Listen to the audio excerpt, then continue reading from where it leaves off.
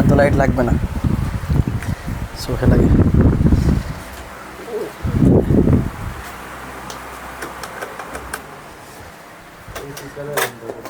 AC দেবো।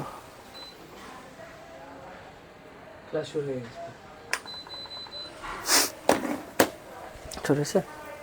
আচ্ছা, আজকের তোমাদের রসায়ন কেমিস্ট্রি লেকচার 4 ক্লাসে সকলকে স্বাগতম। আজকে তোমাদের হবে রাসায়নিক পরিবর্তন পার্ট 2।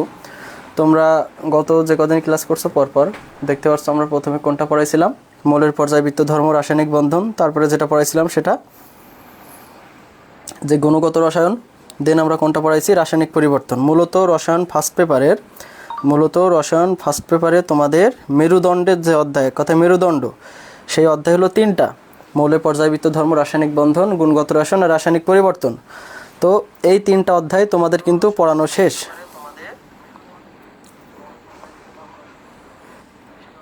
এই 3টা অধ্যায় কিন্তু তোমাদের পড়ানো শেষ।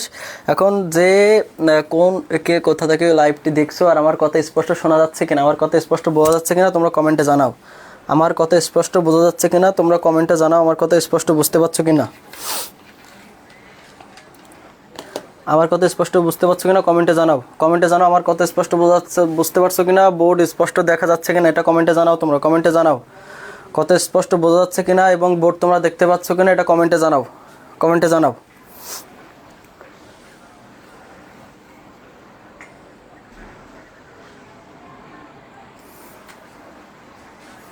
হ্যাঁ, ডিপ্লোমাদেরও ক্লাস, তোমরা এই ক্লাস করতে পারো চাইলে, তাইলে বেসিক আরও স্ট্রং হবে। ডিপ্লোমারাও চাইলে ক্লাসটা করতে পারো, সমস্যা নেই। আর মূলত বিএসসিদের কী ক্লাস, কেমিস্ট্রি লেকচার 4 রাসায়নিক পরিবর্তনের পার্ট 2। গতদিন আমরা পার্ট 1 শেষ করছি, আজকে হবে পার্ট 2। আসসালামু আলাইকুম। ওয়ালাইকুম আসসালাম। ওয়ালাইকুম আসসালাম, ধন্যবাদ তোমাকে। আচ্ছা, যারা দেখো আমার কমেন্টে জানাও যে তোমরা স্পষ্ট দেখতে পাচ্ছ কিনা এবং আমার কথা শুনতে পাচ্ছ কিনা। আমাদের পার্ট 2-এ আমরা অ্যাসিডের বিয়োজন ধ্রুবক, ক্ষারের বিয়োজন ধ্রুবক এই পর্যন্ত গত লেকচারে পড়াইছিলাম। আজকে হবে তোমার এই অ্যাসিডের বিয়োজন ধ্রুবকের পরে হবে অ্যাসিডের শক্তিমাত্রা নির্ভরশীলতা। এই যে অ্যাসিডের শক্তিমাত্রা নির্ভরশীলতা, এই যে অ্যাসিডের শক্তিমাত্রা তোমার কয়টি বিষয়ের উপর নির্ভর করে? 5টি বিষয়ের উপর নির্ভর করে, 5টি। আর ক্ষারের শক্তিমাত্রা কয়টি বিষয়ের উপর নির্ভর করে? 3টি বিষয়ের উপর নির্ভর করে। এখানে যে অ্যাসিডের শক্তিমাত্রা যে নির্ভর করে 5টি বিষয়ের উপর, এই 5টি বিষয় হলো আমাদের সবচাইতে গুরুত্বপূর্ণ। দেখবা আমাদের বইয়ে সুন্দর করে 5টি বিষয় দেওয়া আছে। এখন এই 5টি বিষয়ের সবার প্রথমে কোন বিষয়টি আছে বলো তো? 5টি বিষয়ের প্রথমে কোন বিষয়টি আছে? সেটা হলো তোমার অ্যাসিডের বিয়োজন ধ্রুবক। যে অ্যাসিডের শক্তিমাত্রার নির্ভরশীলতা, অ্যাসিডের শক্তিমাত্রার নির্ভরশীলতা নির্ভর করে কয়টি বিষয়ের উপর? 5টি বিষয়ের উপর। প্রথমে কি? অ্যাসিডের বিয়োজন ধ্রুবক, অ্যাসিডের বিয়োজন ধ্রুবক। তারপরে দেখো অ্যাসিডের বিয়োজন ধ্রুবকের পরে হলো তোমার ঋণাত্মক আয়নের আকার, ঋণাত্মক আয়নের আকার, ঋণাত্মক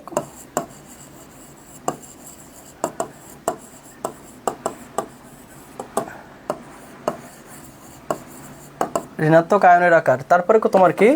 কেন্দ্রীয় পরমাণুর জারণ সংখ্যা। এগুলো বইয়ে আছে সুন্দর করে, তারপরে তোমার বোঝানোর ক্ষেত্রে আমি লিখছি। আর হলো কেন্দ্রীয় পরমাণুর আকার, তাই না? কেন্দ্রীয় পরমাণুর আকার।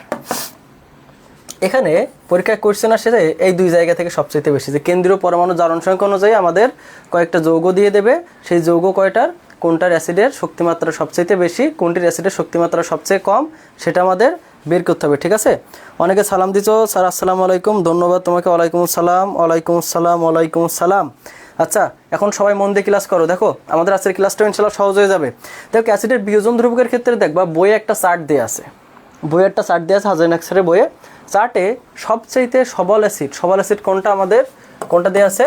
Hydrochloric acid. সবচেয়ে সবল অ্যাসিড হাইড্রোক্লোরিক অ্যাসিড, এবং সবচেয়ে দুর্বল অ্যাসিড হলো তোমার অ্যাসিটিক অ্যাসিড বা CH3COOH, অ্যাসিটিক অ্যাসিড। এই যে অ্যাসিটিক অ্যাসিড এবং তোমার হাইড্রোক্লোরিক অ্যাসিড, এই দুইটা তোমার সবার আগে সবচেয়ে বেশি মনে রাখতে হবে। সবচেয়ে সবল অ্যাসিডের নাম কি? Hydrochloric acid. আর সবচেয়ে দুর্বল অ্যাসিডের নাম কি? অ্যাসিটিক অ্যাসিড বা CH3COOH। তারপরে দেখো এই যে আচ্ছা, ধন্যবাদ তোমাদেরকে। এবার শোনো, এই যে অ্যাসিডের শক্তিমাত্রার ভিতরে তোমার বলছে যে অ্যাসিডের বিয়োজন ধ্রুবক সবচাইতে বেশি, যে অ্যাসিডের বিয়োজন ধ্রুবক সবচাইতে বেশি সেই অ্যাসিডের শক্তি সবচেয়ে বেশি। তাহলে অ্যাসিডের শক্তিমাত্রা কি বলছে? অ্যাসিডের বিয়োজন ধ্রুবক, যে অ্যাসিডের বিয়োজন ধ্রুবক সবচাইতে বেশি হবে তার শক্তিমাত্রাও সবচেয়ে বেশি হবে। তাহলে যে হাইড্রোক্লোরিক অ্যাসিড যদি তোমার সবচাইতে বেশি শক্তিশালী অ্যাসিড হয়, তাহলে হাইড্রোক্লোরিক অ্যাসিডের সবচেয়ে তোমার বিয়োজন ধ্রুবক বেশি। হাইড্রোক্লোরিক অ্যাসিডের বিয়োজন ধ্রুবক সবচেয়ে বেশি, এই জন্য কি এর শক্তিমাত্রাও সবচেয়ে বেশি, আর অ্যাসিটিক অ্যাসিডের কম। এই অ্যাসিডের বিয়োজন ধ্রুবকের পরে আসবে তোমার ঋণাত্মক আয়নের আকার। কি? ঋণাত্মক আয়নের আকার। এখন বলো তো আমারে, ঋণাত্মক আয়নটা মূলত কি?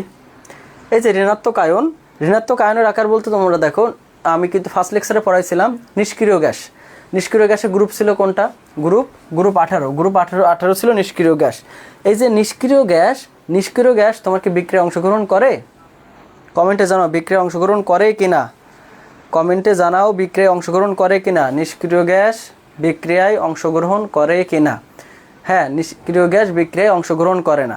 এখন নিষ্ক্রিয় গ্যাস বিক্রিয়ায় অংশগ্রহণ করে না, ঠিক আছে, কিন্তু কোন মৌলটা অংশগ্রহণ করে বিক্রিয়ায়? জেনর অংশগ্রহণ করে কিন্তু। এবার ঋণাত্মক আয়ন যেটা বলছে, ঋণাত্মক আয়ন মানে কি? তার চার্জ কি থাকবে? মাইনাস থাকবে না? এখন বলো তো কোন গ্রুপের মৌল ঋণাত্মক সবচেয়ে ঋণাত্মক আছে? 17 নম্বর গ্রুপ, 16 নম্বর গ্রুপ ঋণাত্মক আয়ন আছে না, তার মাইনাস চার্জ আছে। এখন এর ভিতরে কোন গ্রুপের আকার আবার সবচাইতে বড়? ঋণাত্মক আয়ন হবে আবার আকার সবচাইতে বড়, সেটা কত নম্বর গ্রুপ হবে? অবশ্যই 17 নম্বর গ্রুপ হবে, হ্যালোজেন গ্রুপ। কারণ 16 নম্বর গ্রুপে যেতে 17 নম্বর গ্রুপের কি আকার বড় হবে। এখন আকার বড়, তারপরেও দেখো আবার যে আকারের ক্ষেত্রে কি আছে? 17 নম্বর গ্রুপে কোনটি আছে? Fluorine, chlorine, bromine, iodine. এর ভিতরে কোনটির আকার সবচেয়ে বেশি বড় হবে? আয়োডিনের আকার সবচেয়ে বেশি বড় হবে, তারপরে ব্রোমিন, তারপর ক্লোরিন, তারপর ফ্লোরিন। তো ঠিক তেমনই তোমার যার আকার সবচেয়ে বেশি হবে সেটা সবচেয়ে বেশি অ্যাসিডিক হবে, যার আকার সবচেয়ে বেশি হবে সেটা সবচেয়ে বেশি অ্যাসিডিক হবে। তাহলে এইটার সবচেয়ে বেশি অ্যাসিডিক হবে নাকি? তারপরে কোনটা? এটা বেশি অ্যাসিডিক হবে। হ্যাঁ, তারপরে এটা হবে, তারপরে কোনটা হবে? এটা হবে। বুঝতে পারছো কিনা? কমেন্টে জানাও বুঝতে পারছো কিনা।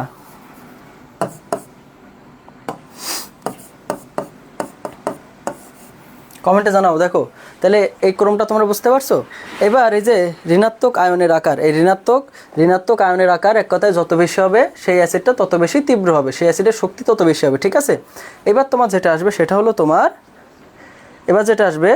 সেটা হলো কেন্দ্রীয় পরমাণুর জারণ সংখ্যা। কি? কেন্দ্রীয় পরমাণুর জারণ সংখ্যায় দেখো, কেন্দ্রীয় পরমাণুর জারণ সংখ্যার ক্ষেত্রে তোমার কোনটি পড়তে হবে? আমাদের কেন্দ্রীয় পরমাণু জারণ সংখ্যায় আমাদের একটা যৌগের জারণ সংখ্যা বের করতে হবে। এখন দেখো এই যে H2SO4 সালফিউরিক অ্যাসিড। এখন যদি বলি এর কেন্দ্রীয় পরমাণু জারণ সংখ্যা তোমরা বের করো, কমেন্টে বের করো যে এর কেন্দ্রীয় পরমাণু জারণ সংখ্যা বের করো। জারণ সংখ্যা বের করার ক্ষেত্রে আমি বলছিলাম প্রথম ক্লাসে যে একযোজী মৌল কাকে বলা হবে? যাদের যোজনী এক। আর যোজনীয় জারণ সংখ্যার ভিতরে পার্থক্য কি? জারণ সংখ্যায় প্লাস মাইনাস চার্জ আসবে, যোজনীতে কোনো প্লাস মাইনাস চার্জ আসবে না। তাইলে এখানে তোমার যদি জারণ সংখ্যা বের করতে হয়, আমার বাকি মৌলগুলো জারণ সংখ্যা বের করতে হবে না। তার আগে বলো কেন্দ্রীয় মৌল কোনটা? কমেন্টে জানাও কেন্দ্রীয় মৌল কোনটা। এখানে কেন্দ্রীয় মৌল কোনটা? যে মৌলটা কেন্দ্রে থাকবে সহজে চেনার জন্য, যার সাথে কোনো সংখ্যা থাকবে না। তাহলে যে মৌলটা কেন্দ্রে থাকবে সেটাই হলো কি তোমার কেন্দ্রীয় মৌল। তাহলে এখানে কেন্দ্রীয় মৌল কোনটা? সালফার। তাহলে আমাদের সালফারে কি বের করতে হবে? জারণ সংখ্যা বের করতে হবে। তোমরা দেখো সালফারের জারণ সংখ্যা যদি আমাদের বের করতে হয় তো এখানে কি হবে? হাইড্রোজেনের জারণ সংখ্যা কত? হাইড্রোজেনের জারণ সংখ্যা, যোজনী যেহেতু এক, হাইড্রোজেনের জারণ সংখ্যা কত হবে? +1। কেন +1 হলো বলো তো? এই যে হাইড্রোজেন কি গ্রুপ 1 এর মৌল না? এটা কি করে? ইলেকট্রন ত্যাগ করে না? ইলেকট্রন ত্যাগ করলে কি হবে? প্লাস ধনাত্মক চার্জ হবে। আর ইলেকট্রন গ্রহণ করবে কারা? গ্রুপ 16, 17 ইলেকট্রন গ্রহণ করবে। যারা গ্রহণ করবে তারা কি হবে? ঋণাত্মক চার্জ হবে। তাহলে এটা যেহেতু ধনাত্মক চার্জ হবে এই জন্য কত হবে? +1 হবে। তাহলে 2 × +1 আবার কি প্লাস, যেহেতু আমরা এসেটটা বের করবো, এসেটটা মনে করলাম আমাদের জারণ সংখ্যা x। আর অক্সিজেনের জারণ সংখ্যা কত? -2। কয়টা আছে অক্সিজেন? 4টা। সমান কত হবে? 0। যে কোনো যৌগে তোমার মোট জারণ সংখ্যার সংখ্যা হবে 0। যে কোনো যৌগে মোট জারণ সংখ্যার সংখ্যা হবে কত? 0। এখন দেখো এখানে আমাদের +2 + x - 8 সমান 0। এবার দেখো তাহলে x সমান আমাদের x + 2,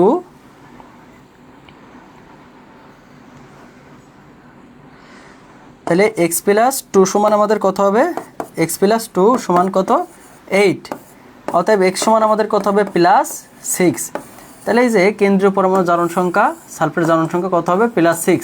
তোমরা জারণ সংখ্যা কীভাবে বের করবা বুঝতে পারছো কি না? অনেকে উত্তর দিছো, সুন্দর, ধন্যবাদ তোমাদেরকে, ধন্যবাদ ধন্যবাদ ধন্যবাদ।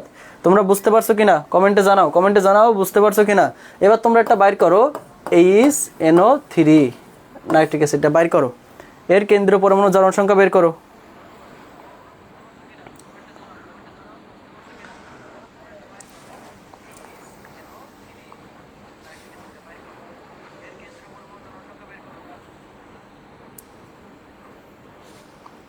অনেকে বলছো ক্লিয়ার স্যার +6। ঠিক আছে, ওসমান গনি বলছে জি, ধন্যবাদ তোমাকে।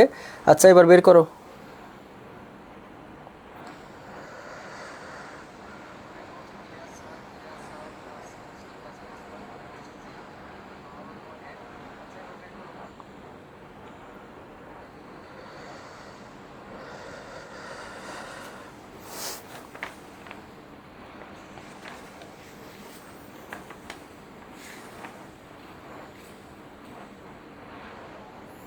অনেকে উত্তর করছো +5, মৃন্ময়ী মজুমদার, তারপর কি সুধা, নির্জনা, আখি, সবাই ধন্যবাদ তোমাদেরকে। কত হয়েছে? +5। আচ্ছা দেখো +5। এখন আমাদের বইয়ে আছে কেন্দ্রীয় পরমাণু জারণ সংখ্যা যা সবচেয়ে বেশি হবে সেই অ্যাসিডের তীব্রতা তত বেশি হবে। ঠিক আছে, তাহলে কেন্দ্রীয় পরমাণু জারণ সংখ্যা কোনটার বেশি? সালফিউরিক অ্যাসিডে সালফারের কেন্দ্রীয় পরমাণু জারণ সংখ্যা বেশি না? হ্যাঁ, তাহলে জারণ সংখ্যা বড়, মান বড় কার? সালফিউরিক অ্যাসিডের। এই জন্য এর চাইতে HNO3 চাইতে কি H2SO4 এর অ্যাসিডের তীব্রতা বেশি হবে। ঠিক আছে, এখন যদি পরীক্ষায় কোশ্চেন আসে এইভাবে, তোমার যদি দুইটা যৌগ দিয়ে দেয় বা তোমার যদি এরকমভাবে দিয়ে দেয় যে নিচের কোনটি সঠিক, কোনটি জারণ সংখ্যা বেশি বা কম, সেটা বের করতে পারবা না? কমেন্টে জানাও তো বের করতে পারবা কি না, কমেন্টে জানাও।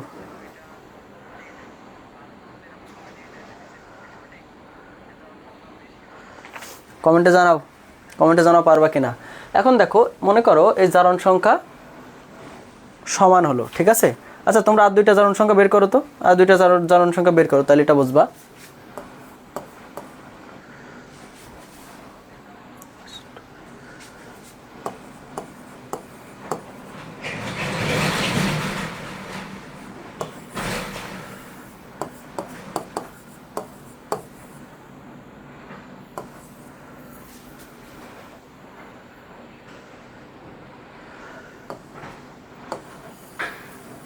এই দুইটা জারণ সংখ্যা বের করো।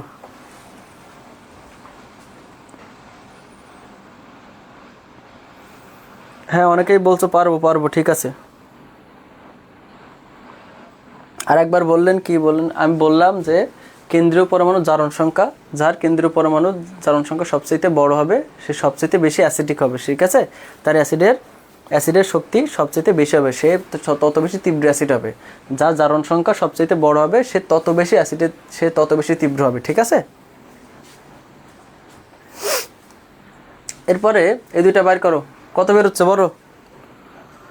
অনেকে বলছো +4, ধন্যবাদ। সবার আগে উত্তর দিছো আখি, ধন্যবাদ তোমাকে। +4, থ্যাংক ইউ। এই তো তোমরা বুঝতে পারছো, দেখে আমার ভালো লাগছে। এবার দেখো এই দুইটারই তোমার কি জারণ সংখ্যা +4 কেন্দ্রীয় পরমাণুর। এখন দুইটার যদি জারণ সংখ্যা সমান হয় সেই ক্ষেত্রে তোমার তাকাইতে হবে কেন্দ্রীয় পরমাণুর আকার। এখন বলো তো এই সালফারের আকার বড় নাকি সেলেনিয়ামের আকার বড়? কোনটার আকার বড় হবে বলো। এখন দেখো এই যে দুইটার ভিতরে যার আকার, শোনো ভালো করে শোনো, যার আকার ছোট হবে তার অ্যাসিডের তীব্রতা সবচেয়ে বেশি হবে। তাহলে এখানে কোনটা বেশি অ্যাসিডিক হবে বলো, কোনটা বেশি অ্যাসিডিক হবে?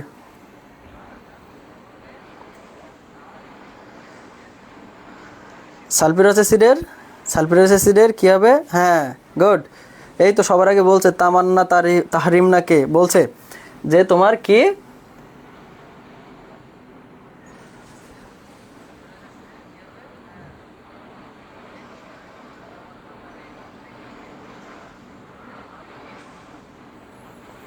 এখানে অনেকে 6 প্লাস 6 কীভাবে বের করছো তোমরা? অনেকে কমেন্টে প্লাস 6 কীভাবে, এখানে তোমার কীভাবে তোমার প্লাস 6 হয়? এখানে 3 দুগুণ 6 মাইনাস 6, আর এখানে হাইড্রোজেন হলো 2টা, তো 6 থেকে তোমার 2টা বাদ দিলে তো 4 হয়। কিভাবে তোমরা ভুল করলা কেমন? এই জিনিসটা অনেকে তো সঠিক বলছো। এখন শোনো, এর ভিতরে আকার কোনটা সবচেয়ে ছোট? সালফারের আকার ছোট। এই যে সালফারের আকার ছোট, যেহেতু সালফারের আকার ছোট, এই কারণে তোমার ওই যে সালফিউরাস অ্যাসিড বা H2SO3 এর কী হবে? অ্যাসিডের তীব্রতা বেশি হবে এই দুইটা অ্যাসিডের ক্ষেত্রে। তাইলে আমাদের যদি আমরা কী শিখলাম, প্রধানত আমাদের দেখতে হবে প্রথমে যার কেন্দ্রীয় পরমাণুর জারণ সংখ্যা যত বেশি তার অ্যাসিডের তীব্রতা তত বেশি। এখন যদি তোমার কেন্দ্রীয় পরমাণুর জারণ সংখ্যা সমান হয়, যদি কেন্দ্রীয় পরমাণুর জারণ সংখ্যা সমান হয়, সেক্ষেত্রে তোমাদের কি দেখা লাগবে? কেন্দ্রীয় পরমাণুর আকার, যার আকার ছোট হবে তার অ্যাসিডের তীব্রতা তত বেশি হবে। ঠিক আছে? এই প্লাস 6 কিভাবে হয়? এখানে প্লাস 6 কিভাবে হয়? এটা ভুল করছো কিভাবে? ভালো করে দেখো এখানে কি, এখানে প্লাস 6 কিভাবে হয়? এখানে হাইড্রোজেনের তোমার জারণ মান কত? +1 না? গুণ কটা?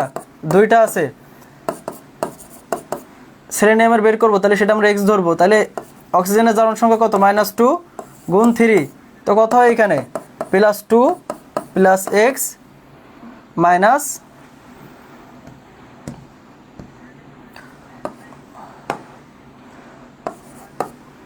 কত? -6।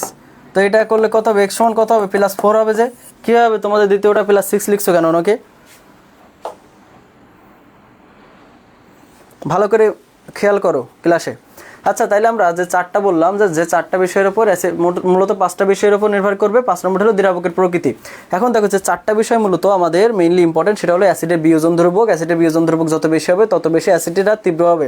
তারপর আসবে তোমার ঋণাত্মক আয়নের আকার যত বড় হবে অ্যাসিডটা তত বেশি তীব্র হবে। তারপর আসবে কোনটা? তোমার কেন্দ্রীয় পরমাণুর জারণ সংখ্যা। কেন্দ্রীয় পরমাণুর জারণ সংখ্যা তোমার ভাইয়া যত বেশি হবে সেটা তত বেশি কী হবে? তীব্র হবে। এরপর আসবে কেন্দ্রীয় পরমাণুর আকার। যদি দেখি আমাদের কেন্দ্রীয় পরমাণুর জারণ সংখ্যা সমান, সেক্ষেত্রে আমাদের কি দেখতে হবে? কেন্দ্রীয় পরমাণুর আকার। কেন্দ্রীয় পরমাণুর আকার যত ছোট হবে সেটা তত বেশি তীব্র হবে। এখন একটা জিনিস তোমরা সহজে মনে রাখার জন্য আমাকে বলো তো, এই যে তোমার যে অ্যাসিডের তীব্রতা সব কিছুই কিন্তু সমানুপাতিক, তাই না? 5টা বিষয় সমানুপাতিক, শুধুমাত্র একটা ব্যতীত। কোনটা? কেন্দ্রীয় পরমাণুর আকার। শুধুমাত্র কেন্দ্রীয়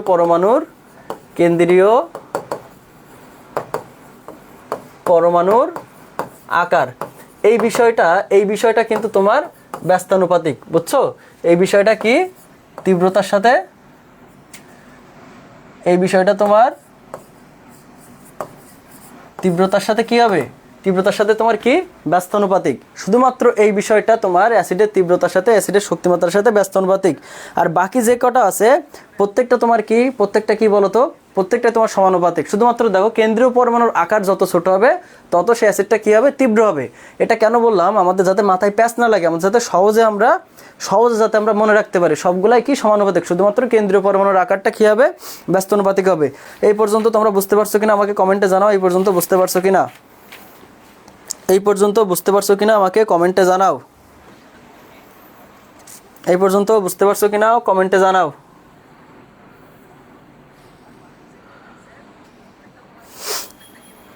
এখন শোনো, তোমাদের 5 মিনিট নামাজের বিরতি থাকবে। 5 মিনিট পরে তোমরা কিন্তু আবার যত সময় ক্লাসে চলে আসবে, তোমরা শুধুমাত্র ফরজ নামাজটা পড়ে আসো। ঠিক আছে? ফরজ নামাজটা পড়ে আসো। 5 মিনিট নামাজের বিরতি। 5 মিনিট, এখন বাজে 5টা 41 বাজে। আমি 5টা 46-এ আবার কিন্তু ক্লাসে ফেরত আসবো। আচ্ছা, ক্লাসটা কিন্তু অনেক ইন্টারেস্টিং, তোমরা বুঝতে পারছো। আগামী দিনও আমি ক্লাস নিচ্ছি। এই অধ্যায়টা তোমরা ইন্টারে পড়ছো, এটাকে কঠিন মনে হয় না? এটা কিন্তু কঠিন মনে হয়, আর আমি সহজ করার জন্য আছি। ঠিক আছে? আশা করি আগামী ক্লাস যে করছো, গত ক্লাস যে করছো আর আগামীতে যে ক্লাস করবো, তোমাদের সম্পূর্ণ বইটা আল্লাহর রহমতে আস্তে আস্তে সহজই মনে হবে। এখন পর্যন্ত যেগুলো ক্লাস করছো, এখনও কি তোমরা কি কোনোটা কঠিন মনে হয়েছে? তাহলে 5 মিনিট তোমাদের কিসের বিরতি? নামাজের বিরতি। যাও দ্রুত অন্তত ফরজ নামাজটা পড়ে আসো। ঠিক আছে?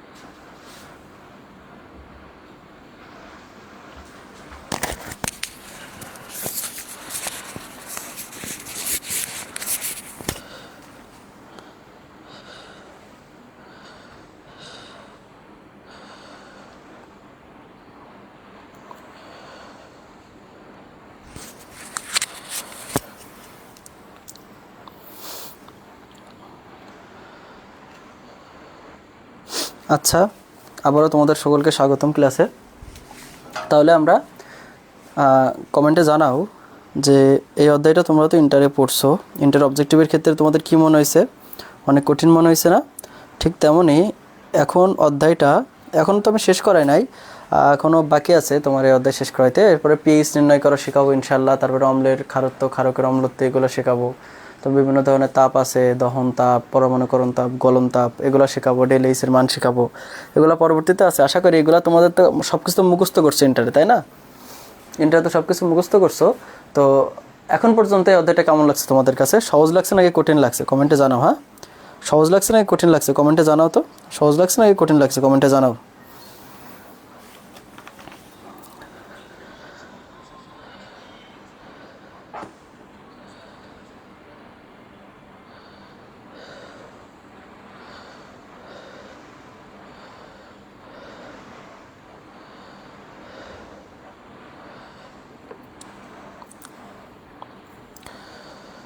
জানাও, কমেন্টে জানাও। এখন শোনো, এবার আরও কিছুক্ষণ ওয়েট করি। আমাদের ক্লাস এর আগে রেখেছিল 20 জন মতো ছিল, এখন অনেক কম আছে। একটু কিছুক্ষণ ওয়েট করি, সামান্য কিছুক্ষণ ওয়েট করি।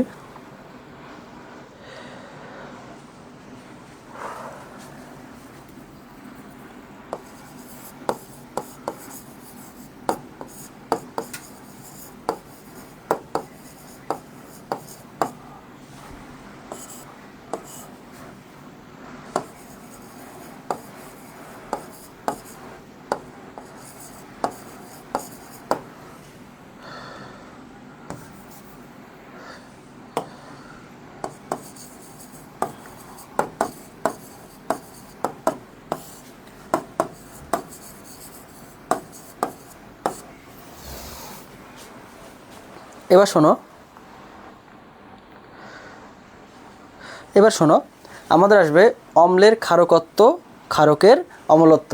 এখন বলতো অম্লের ক্ষারকত্ব কাকে বলে আর ক্ষারকের অম্লত্ব কাকে বলে? বলো তো, কমেন্টে জানাও তো। এবার দেখো, এই যে অম্লের ক্ষারকত্ব যে বিষয়টা, সেটা হলো আমরা জানি অম্ল আর ক্ষার মিলে কি তৈরি করে, কোন বিক্রিয়া করে? কমেন্টে জানাও। কোন বিক্রিয়া করে? প্রশমন বিক্রিয়া করে। কি তৈরি করে? লবণ ও পানি উৎপন্ন করে। এখন অম্লের ক্ষারকত্বটা হলো তোমার 1 মোল অম্ল। 1 মোল অম্ল তোমার প্রশমিত করতে যতটুকু ক্ষার লাগবে সেটা হলো তোমার অম্লের ক্ষারকত্ব। ঠিক আছে? যেমন দেখো, আমি যদি হাইড্রোক্লোরিক অ্যাসিড এবং কস্টিক সোডা মিলে বিক্রিয়া করি, তাহলে কী হবে? আমাদের কমন বিক্রিয়া যে লবণ পানি, তাই না? খাবার লবণ উৎপন্ন হয়, তাই না? এখন দেখো, এই যে খাবার লবণের পানি উৎপন্ন হবে, এখানে এই যে অ্যাসিডটা তোমার কয় মোলের সাথে বিক্রিয়া করছে? সোডিয়াম হাইড্রোক্সাইড কয় মোলের সাথে বিক্রিয়া করছে? 1 মোলের সাথে বিক্রিয়া করছে। তাইলে এই যে HCl তোমার ক্ষারকত্ব কত হবে? 1। পরীক্ষায় কিন্তু বিক্রিয়া দেওয়া থাকবে না, পরীক্ষায় বিক্রিয়া দেওয়া থাকে না। মেডিকেলে এই জায়গাটা অনেকবার আসছে যে এই যৌগের ক্ষারকত্ব কত অথবা এই মৌলের অম্লত্ব কত। কারণ মেডিকেল পরীক্ষায় যেটা আসে সেটা নার্সিং ভর্তি পরীক্ষার জন্য 1000% ইম্পর্টেন্ট। ঠিক আছে? সেই হিসেবে দেখো, হাইড্রোক্লোরিক অ্যাসিডের কত? অম্লত্ব 1। সেরকম পাশাপাশি তোমার এই যে কার্বন ডাইঅক্সাইড তোমার অ্যাসিড হিসেবে ব্যবহার হয়, তখন এর অম্লত্ব হয় 2। আর এই যে HNO3 নাইট্রিক অ্যাসিডের অম্লত্ব হয় 1। এখানে আরেকটা জিনিস তোমাদের সহজে মনে রাখা যায়, ফসফরিক অ্যাসিডগুলো দেখো, H3PO4, H3PO3, H3PO2, এই জিনিসগুলো দেখো। H3PO4 এর ক্ষেত্রে তোমার অক্সিজেন কটা ছিল? অক্সিজেন ছিল 4টা, তাহলে এর ক্ষারকত্ব হবে তোমার 3। এই যে H3PO3 এর ক্ষেত্রে অক্সিজেন ছিল 3টা, এর ক্ষারকত্ব হবে 2। এই দেখো, H3PO2 এর ক্ষেত্রে অক্সিজেন ছিল কয়টা? 2টা, তো এর ক্ষারকত্ব হবে 1। এটা আমরা এভাবে মনে রাখতে পারি। ঠিক আছে?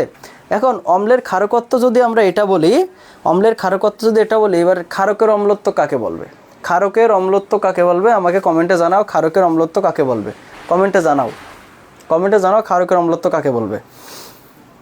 এখন দেখো, ক্ষারকের অম্লত্ব ঠিক তোমার পাশাপাশি জিনিসটাই হবে যে 1 মোল ক্ষারকে কি তোমার প্রশমিত করতে যতটুকু অম্লের প্রয়োজন হয় সেটা হলো তোমার ক্ষারকের অম্লত্ব।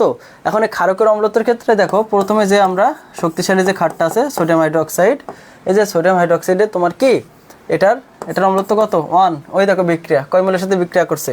1। তারপরে তোমাদের জানতে হবে CaO এর কত, সরি এটা হলো 2, CO হলো 2 আর হলো Al2O3, এটা হলো 6। এগুলো হলো তোমার ক্ষারকের অম্লত্ব, এগুলো মনে রাখতে হবে, ঠিক আছে? এগুলো তোমরা খাতায় সুন্দর করে লিখে রাখো, এগুলো মনে রাখতে হবে।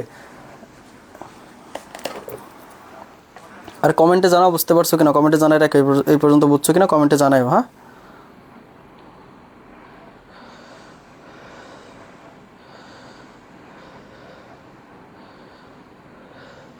এখন দেখো এই যে কস্টিক সোডা, আমি এটা কি বললাম, কস্টিক সোডা তোমার কি, কস্টিক সোডা হলো তোমার তীব্র ক্ষার। এটা কি, এটা হলো তোমার তীব্র ক্ষার, এটা হলো তীব্র ক্ষার। তীব্র ক্ষার কেন, এর পিএইচ এর মান কত জানো, এর পিএইচ এর মান হলো প্রায় 14, এর পিএইচ এর মান কত, 14। এই জন্য তোমার এটা কি তীব্র ক্ষার, তীব্র ক্ষার, ঠিক আছে? সবচেয়ে তীব্র ক্ষার কোনটা, সোডিয়াম হাইড্রোক্সাইড বা কস্টিক সোডা, কস্টিক সোডা। তোমরা এখন ক্ষারকের অম্লত্ব আর অম্লের ক্ষারকত্ব এটা সহজ হয়েছে কিনা বলো, সহজ হয়েছে কিনা বলো। এখন বলো পিএইচ এর পূর্ণরূপ কি বলো তো, বলো তো পিএইচ এর পূর্ণরূপ কি, পিএইচ এর পূর্ণরূপ কি বলো, বলো পিএইচ এর পূর্ণরূপ কি বলো। পাওয়ার অফ হাইড্রোজেন আরেকটা কি আছে, আরেকটা কি আছে সেটা বলো। পাওয়ার অফ হাইড্রোজেন আরেকটা কি আছে বলো, আরেকটা কি আছে সেটা বলো। পিএইচ এর পূর্ণরূপ বলো কি, পিএইচ এর পূর্ণরূপ বলো কি, পিএইচ এর পূর্ণরূপ বলো কি।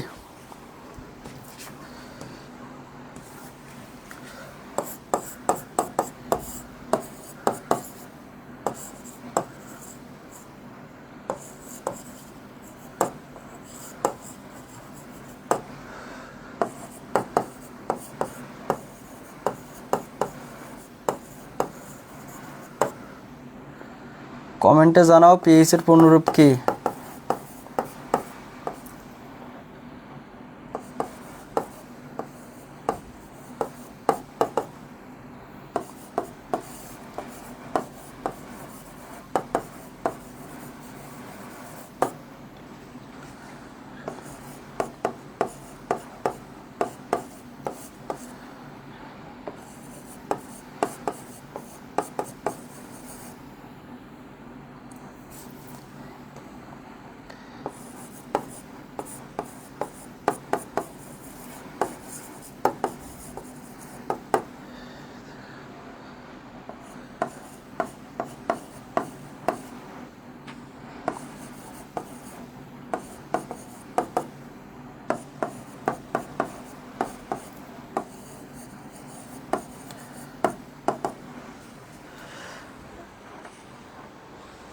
Potential hydrogen no, puissance, puissance পড়ো নাই, puissance, puissance of hydrogen, PUSIANCE, puissance, puissance of, puissance of hydrogen, puissance of hydrogen.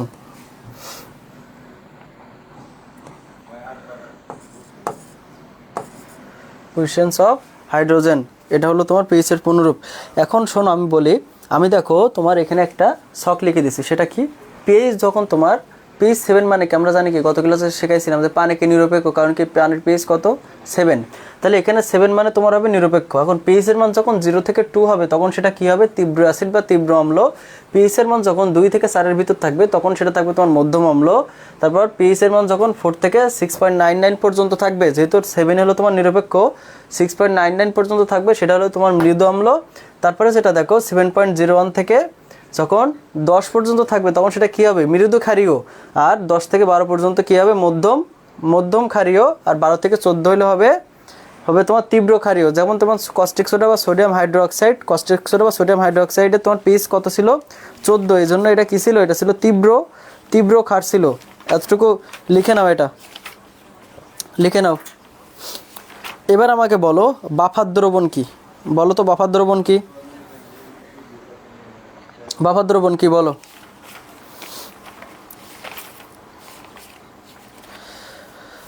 আমরা পিএইচ নির্ণয় করাটা শিখবো ক্লাসের শেষে, একদম ক্লাসের শেষে শিখবো পিএইচ নির্ণয় করাটা।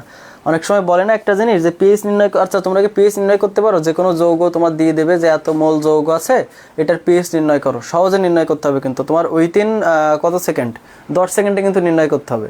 তোমরা পারো কিনা কমেন্টে জানাও তো, কমেন্টে জানাও তো পারো কিনা পিএইচ নির্ণয়। আর তোমরা শিখতে চাও কিনা সেটাও জানাও কমেন্টে জানাও শিখতে চাও কিনা। এখন যদি শিখতে চাও তাহলে বিষয়টা হলো বলে না যে এই জিনিসটা জানতে হলে আপনাকে ভিডিওটি দেখতে হবে শেষ পর্যন্ত। তো একদম ক্লাস শেষ পর্যন্ত তোমার করতে হবে, তাহলে তোমার আমি পিএইচ নির্ণয় 10 সেকেন্ডে পিএইচ নির্ণয়ের যে উপায় সেটা আমি শিখিয়ে দেবো, ঠিক আছে?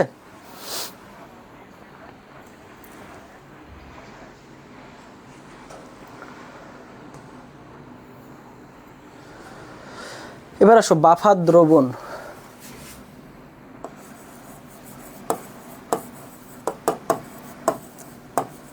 আচ্ছা, বাফার দ্রবণ কাকে বলে বলো?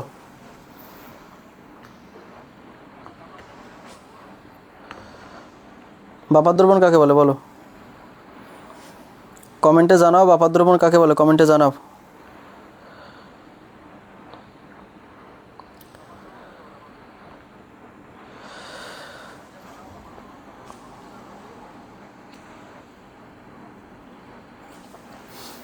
কেউ জানাইলেন। এখন শোনো, যে যে দ্রবণে, যে কোনো দ্রবণে তোমার সামান্য পরিমাণে অম্ল বা ক্ষার মিশ্রিত করলেও তার পিএইচের মানের কোনো পরিবর্তন হয় না, তাকে কি বলা হয়? বাফার দ্রবণ বলা হয়। তাকে কি বলা হয়? বাফার দ্রবণ বলা হয়। এখন এই যে বাফার দ্রবণ কি করে? বাফার দ্রবণ কি করে? পিএইচকে কি করে? স্থির রাখে। বাফার দ্রবণ কি করে? পিএইচকে কি করে?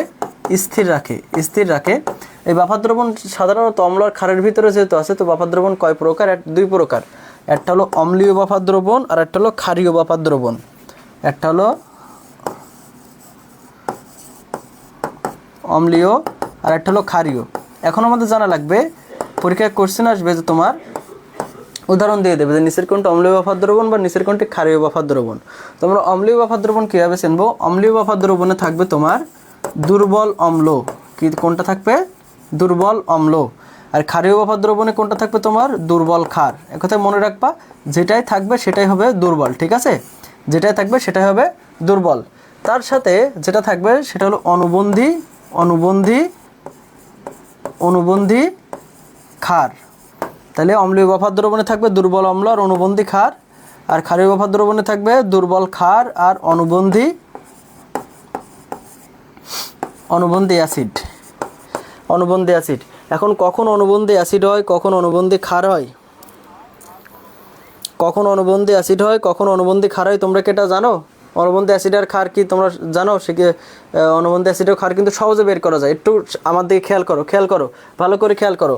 এই যে অনুবন্ধী যখন থাকবে তখন সবসময় মনে রাখবা H+। অনুবন্ধী যখন থাকবে তখন মনে করবা অনুবন্ধী হলো তোমার কি প্লাস? H+। এখন এই যে ক্ষারের ইংলিশ কি? বলো? ক্ষারের ইংলিশ হলো বেজ। মনে করবা এই বি থেকে কি? বি থেকে হলো বিয়োগ। এক কথায় H+ যদি তুমি বিয়োগ করো, এক কথায় মাইনাস করো বা বাদ দাও, কোনো যৌগে যদি H+ বাদ দাও বা কমাই দাও, তাহলে সেটা তোমার কি হবে? অনুবন্ধী ক্ষার হয়ে যাবে। এখন দেখো, আমরা দুর্বল অম্লর কথা একটা বলি। দুর্বল অম্ল কোনটা? দেখো, আমরা একটা উদাহরণ দেই। ও নো।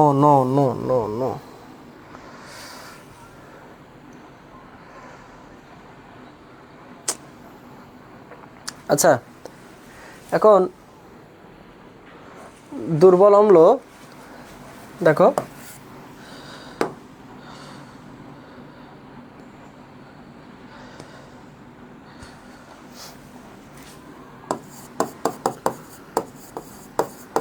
এই যে এটা দুর্বল অ্যাসিড না? এখন দুর্বল অ্যাসিডের সাথে আমি কি বলছিলাম? আমার যেহেতু আগের পেজটা একটু আর কি ডিলিট করে ফেলছে, একটু মনে, তোমরা খাতায় যেহেতু লিখছো একটু শোনো। দেখো, আমি কি বলছিলাম? অনুবন্ধী অ্যাসিড,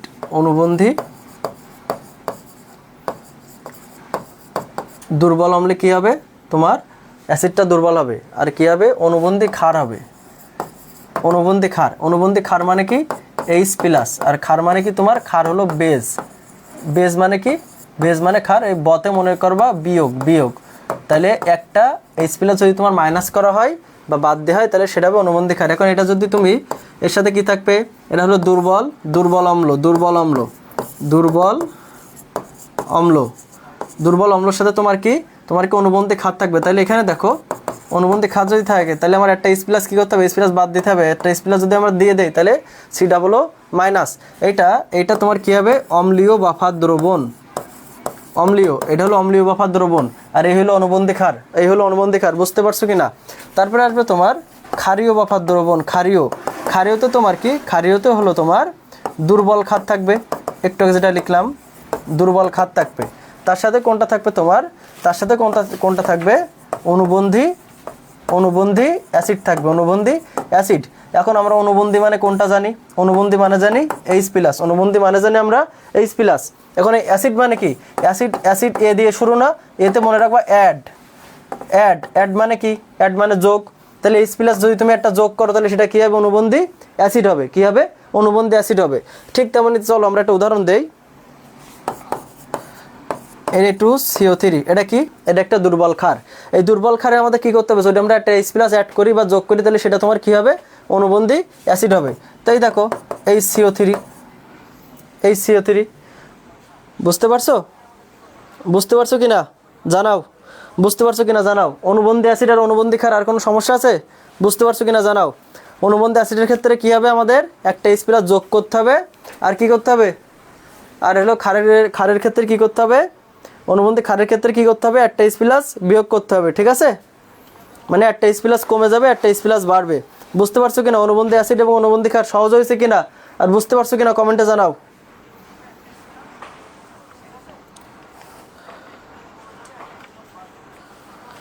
দেখো আমি আবার একটু বলছে, অম্লীয় বাফার দ্রবণে আমার কোনটা থাকবে, দুর্বল অম্ল অনুবন্ধী ক্ষার। ক্ষারীয় বাফার দ্রবণে কোনটা থাকবে, দুর্বল ক্ষার অনুবন্ধী অ্যাসিড। এখন কোনটা অনুবন্ধী অ্যাসিড কোনটা অনুবন্ধী ক্ষার আমরা বের করব কিভাবে, দেখো অনুবন্ধী মানে সবসময় মনে রাখবা একটা H+, অনুবন্ধী মানে কি মনে রাখবা, H+। এখন এই যে ক্ষারের ইংলিশ কি, বেজ, এই বতে মনে রাখবা বিয়োগ, তাহলে একটা H+ কি করতে হবে, আমরা কমাই দেব। দুর্বল অম্লে যেটা থাকবে তার চাইতে একটা H আমরা একটা হাইড্রোজেন আয়ন কমাই দেবো, তাহলে কি হবে, সেটা অনুবন্ধী ক্ষার হয়ে যাবে। তখন এই দুর্বল অম্ল আর অনুবন্ধী ক্ষার মিলে কি তৈরি হবে, অম্লীয় বাফার দ্রবণ। আরেকটা দেখো দুর্বল ক্ষারের সাথে আমাদের কি করতে হবে, অনুবন্ধী অ্যাসিড হইলে কি হবে, ক্ষারীয় বাফার দ্রবণ। এই ক্ষারীয় বাফার দ্রবণের ক্ষেত্রে অনুবন্ধী আমরা কি জানি, H+, আর অ্যাসিড মানে কি জানি, এতে হলো অ্যাসিড, তো এতে মনে করবো অ্যাড বা যোগ। এই আমরা অনুবন্ধী ক্ষারের ক্ষেত্রে একটা হাইড্রোজেন আয়ন বিয়োগ করছি বা বাদ দিচ্ছি, আর অনুবন্ধী অ্যাসিডের ক্ষেত্রে কি হবে, আমরা একটা হাইড্রোজেন আয়ন আরও যোগ করব। তাহলে দেখো এখানে Na2CO3 এর সাথে HCO3 যে আমরা যোগ করছি, এই যে HCO3 এটা তোমার কি হিসেবে ব্যবহৃত হয়েছে, অনুবন্ধী অ্যাসিড হিসেবে ব্যবহৃত হয়েছে। বুঝতে পারছো কি না।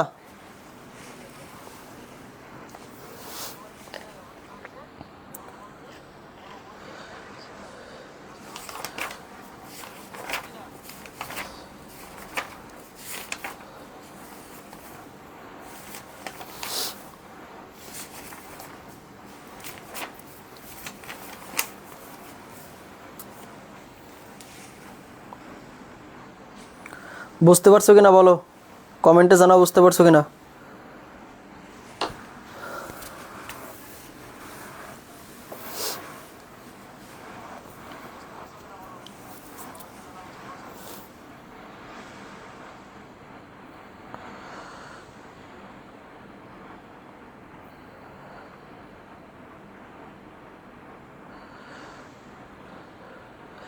এবার শোনো, এবার আসো আমাদের বাফার দ্রবণ আমাদের কোথায় কাজ করে, দেখো আমাদের দেহে রক্ত বাফার দ্রবণ হিসেবে কাজ করে। রক্তে তোমার রক্তের পিএইচ কত জানি আমরা সাধারণত 7.4। এই 7.4 থেকে যদি তোমার 0.5 পরিমাণ তোমার পিএইচ যদি এদিকে হয়, যদি তোমার অ্যাসিডিক হয় বা কমে যায়, কথায় অ্যাসিডিক হয় বা ক্ষারীয় হয়, তাহলে আমাদের জীবন সংকটাপন্ন হয়। সংকটাপন্ন মানে মৃত্যুর কোলে ঢেলে যায়। এখন দেখো এই 7.4 আমাদের যখন বাফার বজায় রাখতে হয়, 7.4 বাফার বজায় রাখার জন্য আমাদের তিনটা বাফার হিসেবে কাজ করে, তাই না। এই পিএইচের মান নিয়ন্ত্রণ করার জন্য পরোক্ষভাবে তিনটা সিস্টেম জড়িত। কয়টা সিস্টেম জড়িত, তিনটা সিস্টেম জড়িত। সেই তিনটা সিস্টেম তোমার কি কি বলো তো, তিনটা সিস্টেম কি কি বলো, তিনটা সিস্টেম তোমার কি কি, একটা হলো তোমার কি বাইকার্বনেট বাফার, 2 নাম্বারটা তোমার কি আন্তঃকোষীয় ফসফেট বাফার, 3 নাম্বারটা তোমার কি প্রোটিন বাফার। প্রথমটা কি বাফার, বাইকার্বনেট বাফার, আর এটা হলো ফসফেট বাফার,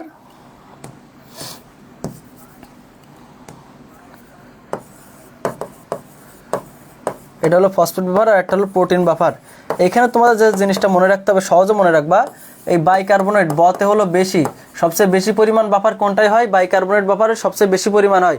তারপরে এই যে ফসফেট প ফ এটাতে মনে রাখবা, পথে হলো পাওয়ারফুল, পথে হলো পাওয়ারফুল। সবচাইতে শক্তিশালী বাফার কোনটা? শক্তিশালী বাফার কোনটা?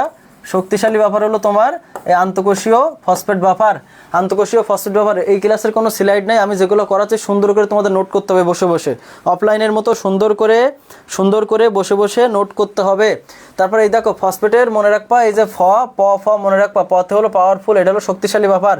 আর এই যে প্রোটিন বাফারে কোনটা থাকে? হিমোগ্লোবিন থাকে। এই হিমোগ্লোবিনের প্রতীক কি? এইচবি। হিমোগ্লোবিনের ভিতরে কোনটি থাকে? আবার হিস্টিডিন থাকে। হিস্টিডিন তোমার কতটুকু থাকে বলো তো?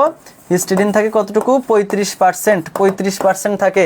এই যে তিনটে বাফার, এই তিনটে বাফার সম্পর্কে আমাদের একটু জানতে হবে, ঠিক আছে? এই তিনটে বাফার সম্পর্কে আমাদের একটু জানতে হবে। আরেকটা জিনিস হলো মানুষের রক্তের পিএইচ যখন তোমার 7.45 বেশি হবে, 7.45 বেশি হয়ে যাবে, রক্তের পিএইচ যখন 7.45 বেশি হয়ে যাবে, তখন সেই অবস্থাকে কি বলা হবে? অ্যালকালিসিস বলা হয়। অ্যালকালিসিস। তখন সেই অবস্থাকে কি বলা হবে? অ্যালকালিসিস। এখন আমাকে জানাও, যখন তোমার রক্তের পিএইচ 7-এর নিচে নেমে যাবে, যখন রক্তের পিএইচ কি হবে? 7-এর কম হবে, তখন সেই অবস্থাকে কি বলা হয় জানাও? অ্যালকালিসিস হলো তোমার কি? অ্যালকালিসিস হলো যখন তোমার 7.45-এর বেশি হলে হবে অ্যালকালিসিস, আর যখন 7-এর নিচে হবে তখন সেই অবস্থাকে কি বলা হবে বলো? কমেন্টে জানাও কি হবে, সে অবস্থাকে কি বলা হবে বলো?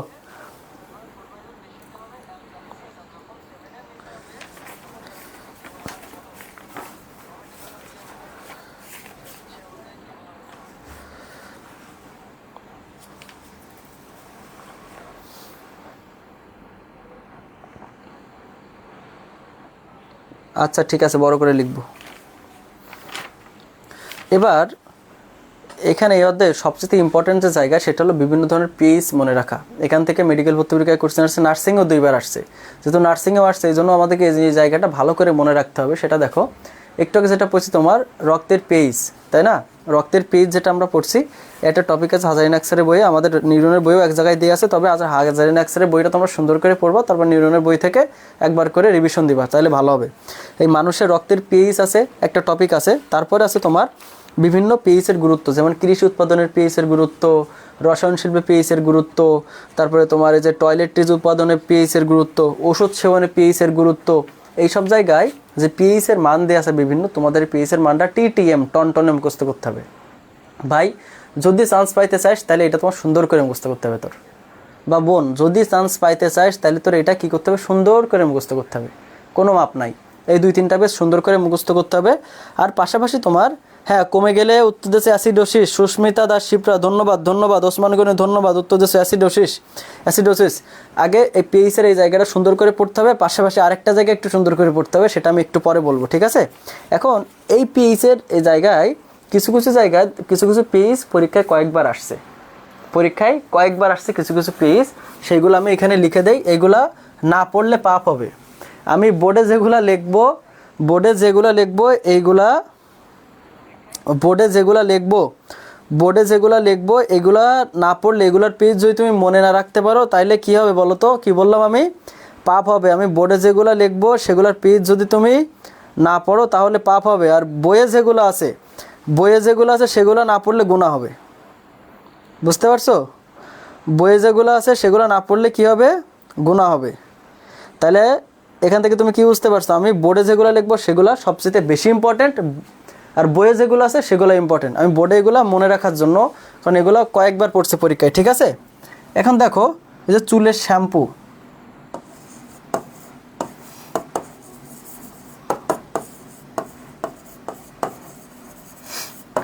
শ্যাম্পুর পেজ কত? 5। দেখো চ মিল আছে, ঠিক আছে? চ মিল আছে। তারপর দেখো এই যে সাবানের পেজ কত? 7, শ মিল আছে, ঠিক আছে? তারপর দেখো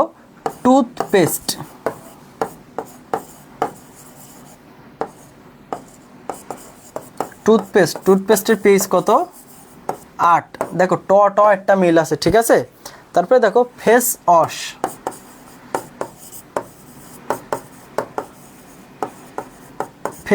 ওয়াশের পেজ কত?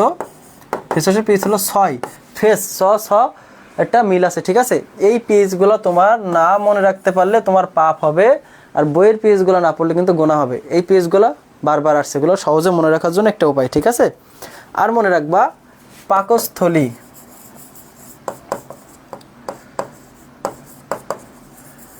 পাকস্থলীর পেজ কত?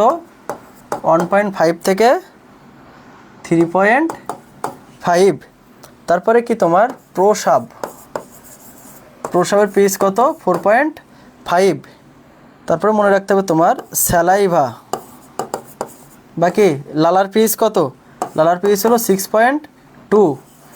এরপরে হলো মাতৃ দুগ্ধ, এটার পেজ কত? 6.6।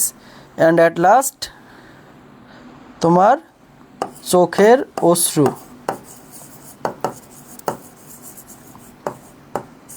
চোখের অশ্রুর পেজও কত? 6.6।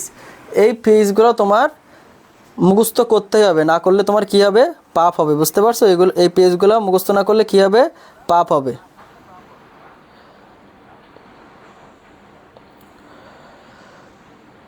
লিখে নাও, লেখো, সুন্দর করে লেখো। পাপ হবে, কি হয়েছে? কথাটাকে আমি ভুল বলছি নাকি? তোমরা আবার কমেন্টে লিখছো পাপ হবে।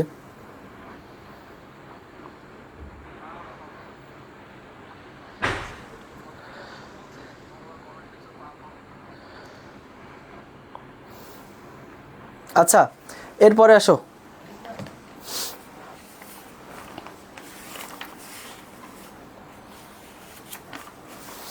তোমরা এই পর্যন্ত বুঝতে পারছো কিনা আমাকে কমেন্টে জানাও তো।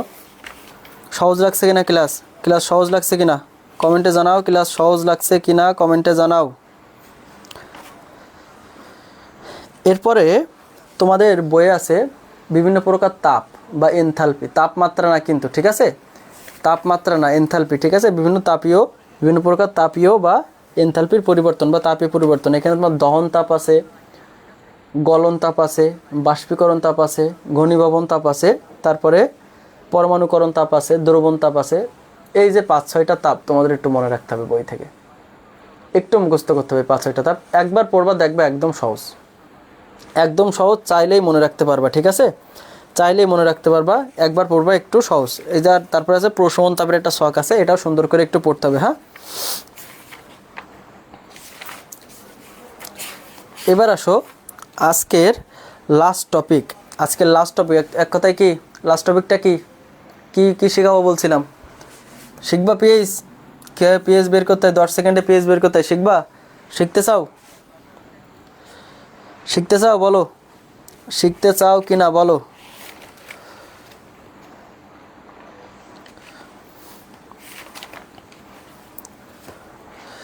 বলো শিখতে চাও কি না বলো, কমেন্টে জানাও। আর এই পর্যন্ত ক্লাস বুঝছো কিনা, শিখতে চাও কিনা বলো, কমেন্টে জানাও।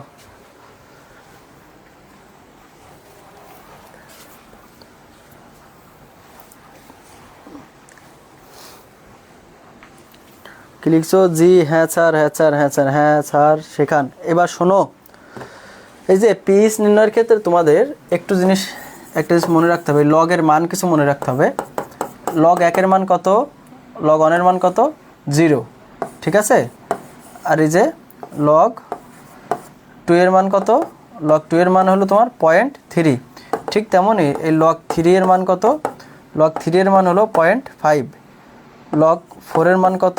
লগ 4-এর মান হলো কত? 6.6। লগ 5-এর মান কত? লগ 5-এর মান হলো 0.7। লগ 6-এর মান কত?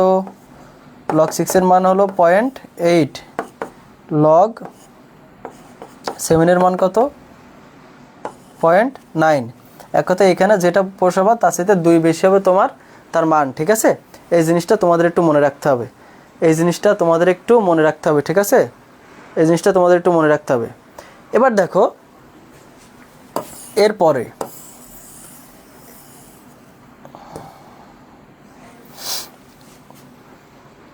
এবার আসো,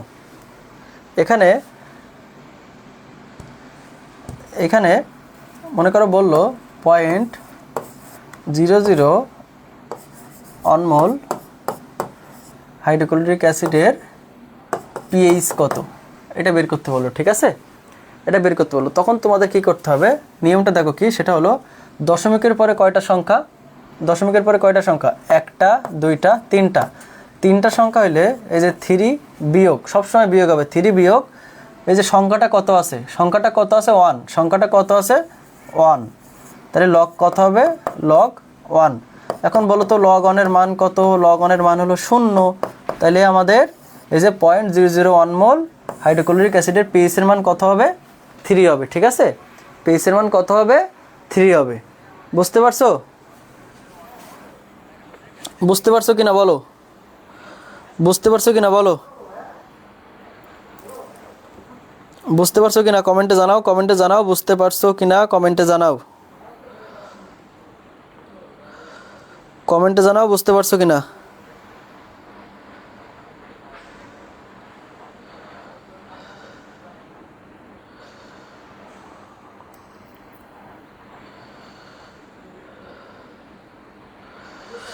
যদি বুঝে থাকো তাহলে এটা বের করে দেখাও তো, 0.002 মোল HCl এর পিএইচ, এটা বাইর করো তো, এটা বাইর করো।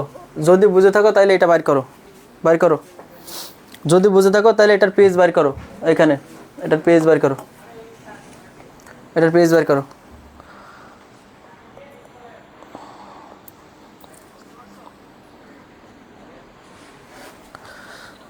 যদি বুঝে থাকো এটার পেজ বাইর করো।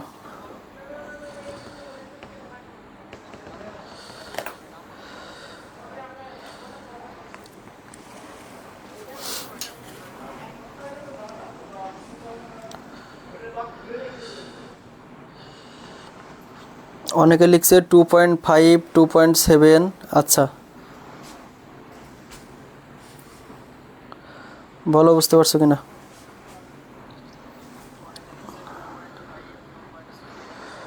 আচ্ছা এবার আসো, আমি কি বলছি, পয়েন্ট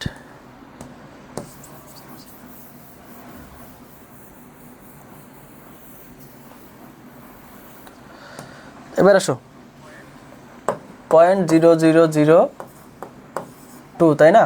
এখন এখানে কয়টা পয়েন্টের পর কয়টা সংখ্যা আছে, 3টা, তাহলে 3 মাইনাস কত হবে, সংখ্যাটা ওটা কত আছে, সংখ্যা হলো লগ 2, লগ 2 এর মান আমাদের কত, লগ 2 এর মান কত, তাহলে 3 মাইনাস 0.3, তাহলে কত হবে, কত হবে 2.7। বুঝছো? তাহলে পেজ 2.7 যারা লিখছো সবাইকে ধন্যবাদ, যারা 0 লিখছো আচ্ছা এই তো আমি বুঝাই দিলাম, আবার তো বুঝাইতেছি, দেখো বুঝছো কিনা দেখো, এবার বুঝতে পারছো কি দেখো। যদি বুঝে থাকো আরেকটা বাইর করো, 0.005 মোল H2SO4, এটার পেজ বাইর করো।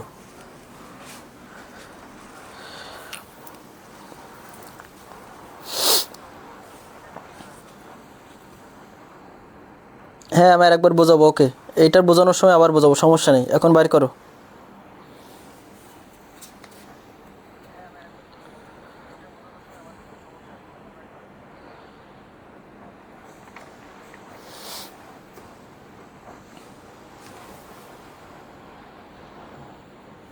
ওই তো উর্মি ইয়াসমিন, তুমি বুঝতে পারছো, ধন্যবাদ।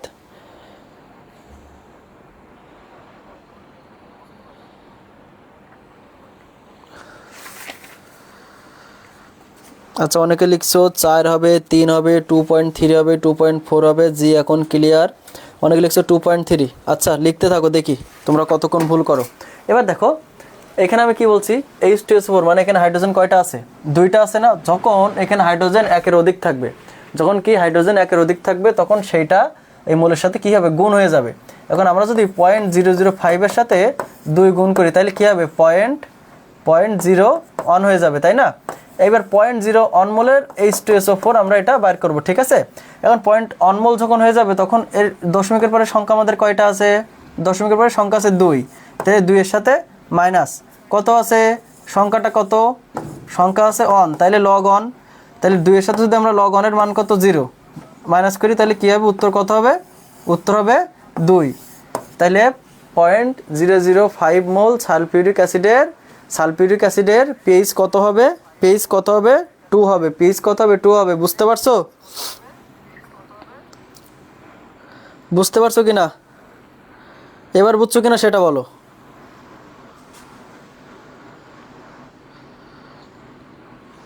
যদি বুঝে থাকো তাহলে এটা বার করো আবার।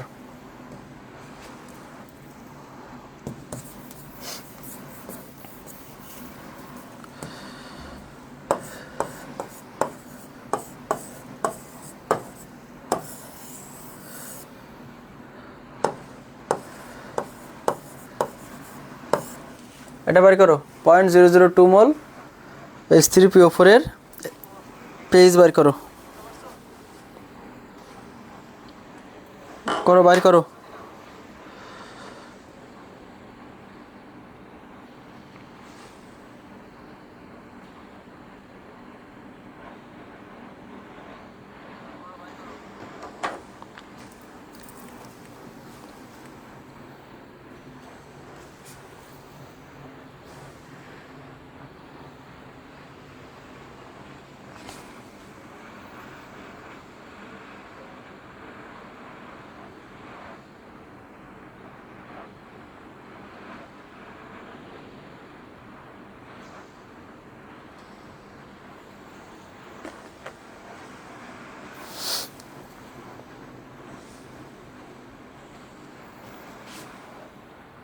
বুঝে থাকলে 0.002 মোল H3PO4 এর পেজ বার করো, পিএইচ বার করো।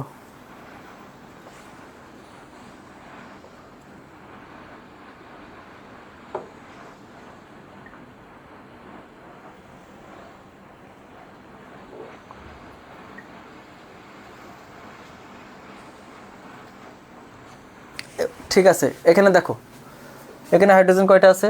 3টা আছে। তাহলে আমাদের কি হবে, এখানে এর সাথে কি করতে হবে? গুণ করতে হবে। যদি আমরা গুণ করি তাহলে কি হবে? 0 0 3 দুগুণ কত হয়? 6 মোল হয়ে যাবে। এখন দেখো দশমিকের পরে কয়টা সংখ্যা আছে? 3টা। তাহলে 3 মাইনাস কত হবে? লগ কত? লগ 6। লগ 6 এর মান কত? লগ 6 এর মান হলো 0.8। তাহলে কি হবে? 2.2। তাহলে H3PO4 এর পেজ এর মান কত হবে? 2.2। দেখো যারা যারা করছে মিলাই নাও, হয়েছে কিনা মিলাই নাও। যারা যারা করছো হয়েছে কিনা মিলাই নাও।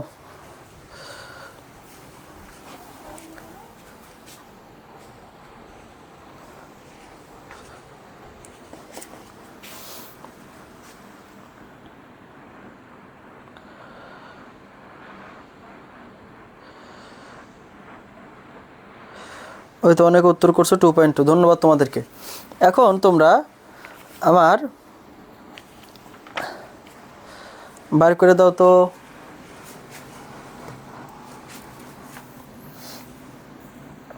0.001 মোল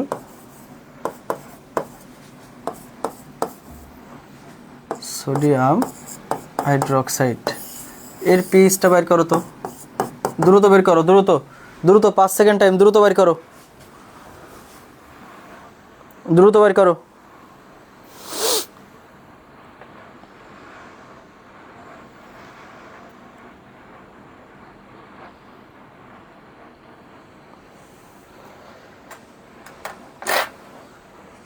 দ্রুত বের করো।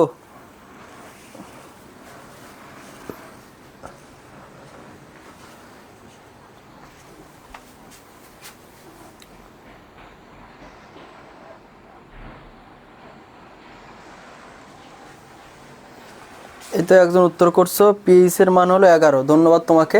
এখন দেখো এখানে আমি একটা জিনিস বুঝাই দিই। এখানে একটা প্যাচ আছে, সেটা হলো সোডিয়াম হাইড্রোক্সাইড। কি সোডিয়াম হাইড্রোক্সাইড তোমার খান না? তো এখানে যেটা আমরা বের করবো সেটা কি বেরোবে? ক্ষারের কি পিএইচ বেরোবে নাকি পিওএইচ বেরোবে? ক্ষারের বেরোবে পিওএইচ। তো পিএইচ আর পিওএইচ দুইটাই বের করার উপায় সেম। এখন পিওএইচ কত হবে? তাহলে এখানে সংখ্যা কয়টা আছে? 3টা। এই 3 মাইনাস কত? 3 মাইনাস কত? তাহলে পিওএইচ কত বেরোবে? পিওএইচ কত বেরোবে? 3টা আছে দশমিকের পরে সংখ্যা। তাহলে 3 মাইনাস কত? সংখ্যাটা কত? 1। তাহলে লগ 1। তাহলে 3 মাইনাস লগ 1 এর মান কত? 0। তাহলে পিওএইচ কত হচ্ছে? পিওএইচ তোমার 3। এখন পিওএইচ যদি তোমার 3 হয় তাহলে পিএইচ কত হবে? পিএইচ নির্ণয় করতে কত হবে? 14 থেকে আমাদের 3 বিয়োগ করতে হবে। 14 থেকে যদি আমরা 3 বিয়োগ করি তাহলে পিএইচ সমান আমাদের কত হচ্ছে? 11। পিএইচ সমান আমাদের কত হবে? 11। উর্মি ইয়াসমিন ভুল করছো, সুন্দর করে ভুল করছো। আমার মাথার কারণে দেখা যায় না, মাথাটা কাটে লাও।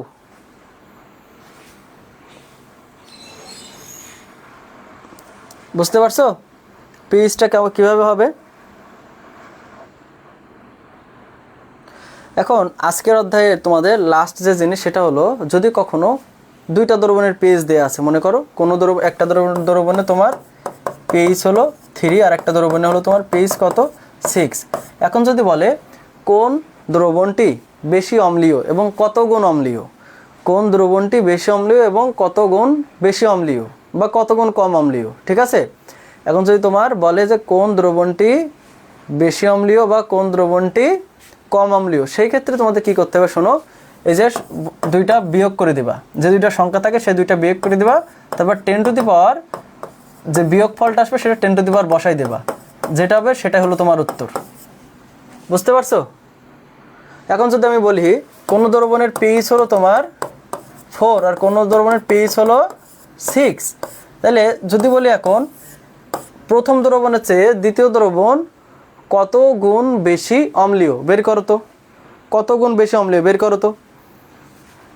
কী করতে হবে? সংখ্যা থেকে দুইটা বিয়োগ করতে হবে, বিয়োগ করে যেটা হবে সেটা তোমার 10 টু দি পাওয়ারে বসাই দিতে হবে। 10 টু দি পাওয়ারে বসাইলে যেটা হবে সেটা হলো তোমার উত্তর। কত গুণ বেশি, কত গুণ বেশি অম্লীয় বলো। তাহলে এটা এটা বের করো, এটা বের করো, কত গুণ বেশি অম্লীয় বলো।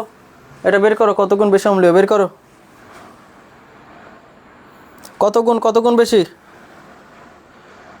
100 গুণ। ধন্যবাদ ধন্যবাদ ধন্যবাদ তোমাকে, ঠিক আছে? 100 গুণ বেশি অম্লীয়। ধন্যবাদ ধন্যবাদ তোমাকে। আচ্ছা, আজকের লেকচার তোমাদের সাথে এই পর্যন্তই। পরবর্তীতে তোমাদের সাথে কেমিস্ট্রি নিয়ে আরও ইনশাল্লাহ দেখা হবে। আর আস্তে আস্তে কিন্তু আমি যেটা বলছি যে কেমিস্ট্রি ফার্স্ট পেপারের মেরুদণ্ড যে 3টা অধ্যায়, সেই 3টা অধ্যায় কিন্তু শেষ। এখন যে 2টা অধ্যায় আছে ল্যাবরেটরি নিরাপদ ব্যবহার, আর তোমার যে পঞ্চম অধ্যায়টা আছে কর্মমুখী রসায়ন আর ল্যাবরেটরি নিরাপদ ব্যবহার, এই 2টা অধ্যায় হলো তোমার পুরো মুখস্থ পড়া। নিজেদের মতো সুন্দর করে পড়তে হবে। সেটা অবশ্যই সামনে আমি লেকচার নেব, ক্লাস নেব, তখন তোমাদের বোঝাই দেবো কীভাবে পড়তে হবে। আমি সহজ করে বোঝাই দেবো ইনশাল্লাহ। এখন আমাকে কমেন্টে জানাও তোমাদের ইন্টারে তো এই অধ্যায়টা পড়ছো, তো ইন্টারে পড়ার সময় এই অধ্যায়টা কেমন লাগছিল? ইন্টারে পড়ার সময় তোমাদের এই অধ্যায়টা, যেহেতু এই অধ্যায় থেকে অনেক এমসিকিউ টাইপের কোশ্চেন হয়, এই অধ্যায়টা কেমন লাগছিল আর এখন কেমন লাগছে? এখন এই 2 দিন ক্লাস করার পরে এই অধ্যায়টা তোমাদের কাছে সহজ লাগছে কিনা কমেন্টে জানাও তো, দ্রুত জানাও। এই অধ্যায়টা সহজ লাগছে কিনা কমেন্টে জানাও। নার্সিং পরীক্ষা কবে হবে? হবে একদিন, হবে তো নাকি?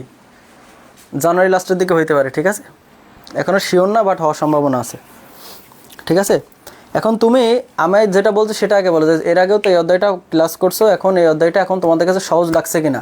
তোমাদের এখন কাজ হবে আমি যেভাবে সুন্দর করে সহজ করে বুঝাই তোমাদেরকে পড়াইছি, সেই জিনিসটা তোমরা বই থেকে সুন্দর করে পড়বা। পড়ার পরে তারপর নিউটনের বইটা সুন্দর করে রিভিশন দিবা, দেওয়ার পরে অবজেক্টিভ সলভ করবে, দেখবা আশা করি সবগুলো অবজেক্টিভ ইনশাল্লাহ পারবা। যে ধরনের টাইপে তোমার অবজেক্টিভ আসতে পারে আমি সেই টাইপে ইনশাল্লাহ পড়াইছি। সামনের অধ্যায়গুলো আরও সহজ হবে। তো আজকে তোমাদের সাথে এই পর্যন্তই। পরবর্তী ক্লাস পর্যন্ত তোমরা সুস্থ থাকো, ভালো থাকো, আমার জন্য দোয়া করো, ঠিক আছে? ধন্যবাদ তোমাদেরকে। আসসালামু আলাইকুম।